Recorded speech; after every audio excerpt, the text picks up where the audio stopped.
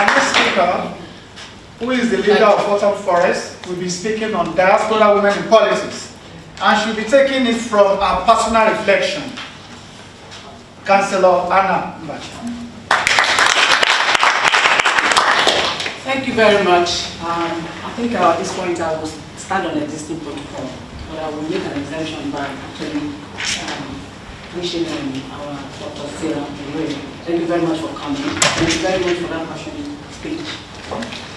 The topic I've decided to look at, which I feel that is a learning curve for everyone, is women in leadership and the storm that we face. A personal reflection, because as everyone knows, my name is Mbachu. I have a Nigerian continent where I live with my parents. I wasn't born in UK.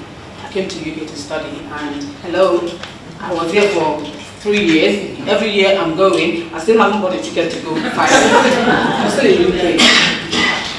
To be honest, it was a great honor and deep sense of gratitude that I have the privilege of addressing this distinguished gathering on a crucial and fundamental subject, bordering on the challenges which come in the way of women in leadership.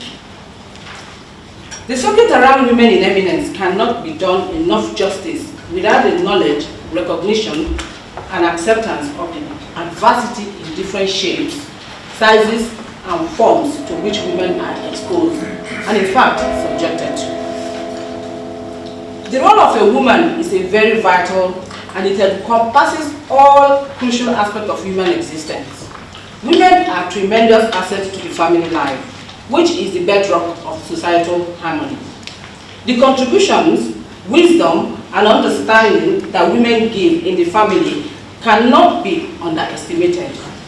A woman amongst her role is an admirer, a comforter, a supporter to her family. As a mother, a woman is a builder. She's an influencer, a motivator to her children. We can all bear witness to the major impact that our mothers, in some cases single mothers, have made in our lives. Mothers consciously and unconsciously influence the life of their children and imbibe in them core values that shape their adult life. Women's undeniable influence in the domain of family stability, and especially in child upbringing, is attested to by a famous writer by name Napoleon Bonaparte, who observed that the future destiny of a child is the work of a mother. A poet also by name Anthony Gaba also shares the same opinion in expressing that a child alive perpetuates the name of its father, but what becomes of that child is the creation of its mother. In the domain of leadership, women have shown high sense of discipline and commitment.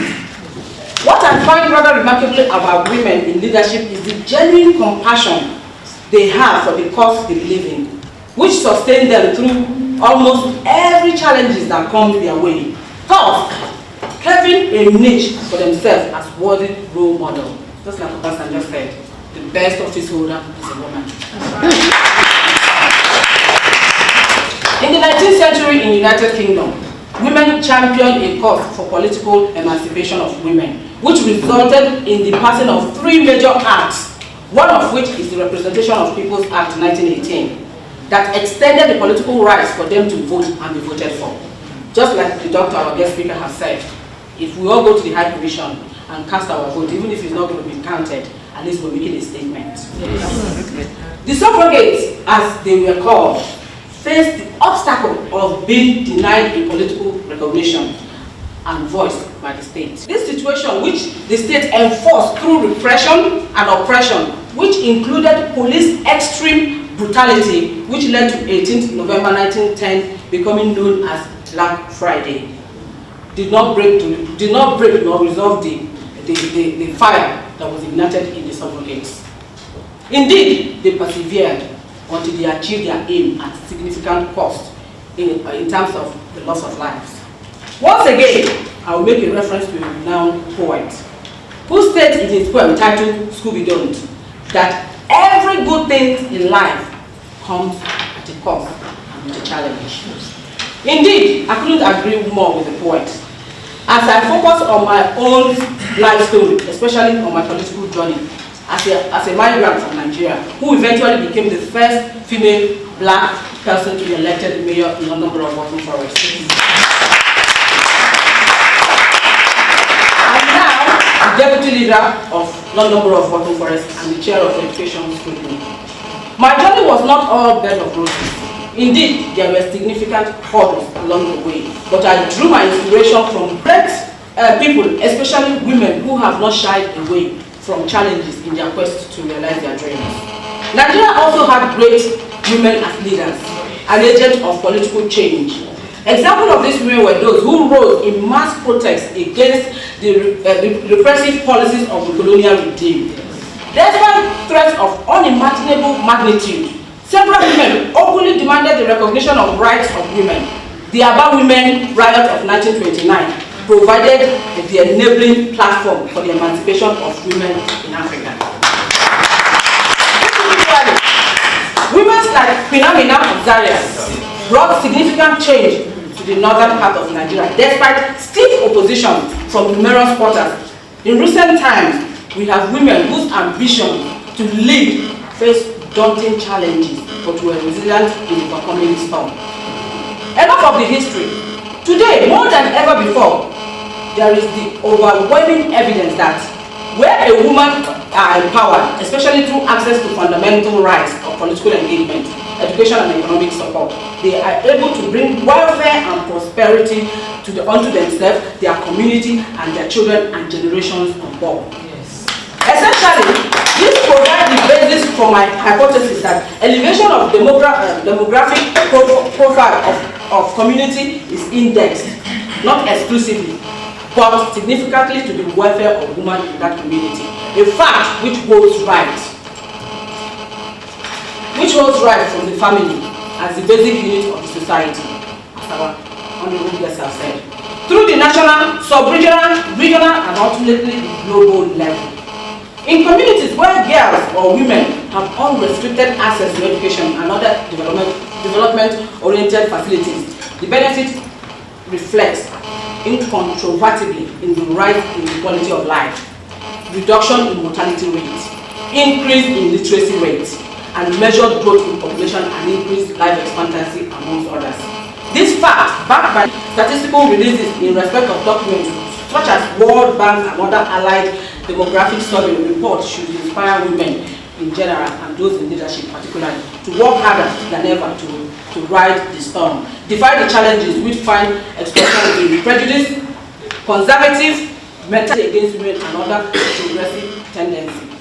The fact that today we have 2 women serving head of state, I hope I'm right on that, in Africa, can only shed light on the extent to which stereotypes are succumbing to objectivity. Her Excellency Salif Johnson, the President of the Republic of Liberia, is one of them. And Madam, thank you very much. Joy Banda, a grassroots women's rights activist and the founder of the People's Party of Malawi, emerged eventually as the first female president of Malawi. Her ascendancy to the office of the presidency was characterized with a series of political hurdles which did not deter her political sagacity. I'm borrowing that language from my brother, Mr. Patrick Obaya. her political sagacity as a role model for women. This breakthrough have eventually been replicated elsewhere. Let me give you a few instances and I'll come to the end. In Europe, Margaret Thatcher and Angela Merkel became the first female prime minister and chancellor of their respective countries, having gone through several challenges. Those countries are one of the superpowers of the world. Yes. In Asia, Indira Gandhi, Benazir Bhutto broke the barriers to become the first elected female head state of their respective countries, which is India and Pakistan. Sadly though, they were both assassinated for reasons that can hardly be excluded from traditional stereotypes against women.